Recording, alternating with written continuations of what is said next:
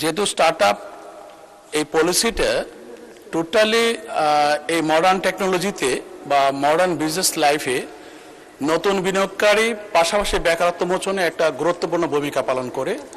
আমরা এখানে পেয়েছি 36টি প্রতিষ্ঠানকে অনুমোদন দেওয়া হয়েছে এবং উনি এখানে এক্সপ্লেনেশন দিলে হয়তো বুঝতে পারতেন অনেকেই।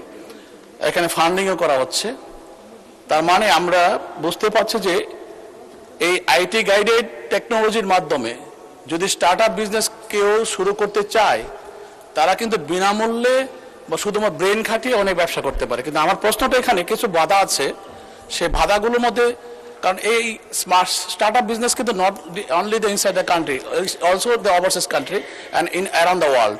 সো ইন্টারন্যাশনালি বিজনেস ডেভেলপমেন্টের ক্ষেত্রে এখানে কিন্তু কাস্টমস, যেটা আমরা বলি যে ক্রস বর্ডার প্রবলেম আছে, পেপ্যাল সিস্টেম আছে, পেমেন্ট সিস্টেম আছে, এই ব্যাপারগুলো নিয়ে সরকার কি পদক্ষেপ গ্রহণ করেছে। তাহলে কিন্তু যদি ফ্যাসিলিটিসটা একটু সহজ হয় তাহলে দেখা যাবে বিশ্বের যে কোনো প্রান্ত থেকে আমার গ্রামীণ প্রান্তিক লেভেলের কৃষকের কাছ থেকে অনেক পণ্য চলে যাবে সেই জায়গায়, কৃষক তার মূল্য পাবে এবং প্রত্যেকটা মানুষ তার দূরগোড়ায় মূল্যবান জিনিসটা চলে যাবে, কিন্তু মধ্যস্বত্বভোগী থাকবে না এবং বেকারত্ব মোচন হবে। তাতে করে স্টার্টআপ সিস্টেমে লক্ষ লক্ষ যুবকের বেকারত্ব মোচন হবে। কাজে আমি মনে করি এখানে ক্রস বর্ডার এবং পেপ্যাল সিস্টেমে সরকার কি পদক্ষেপ গ্রহণ করেছে।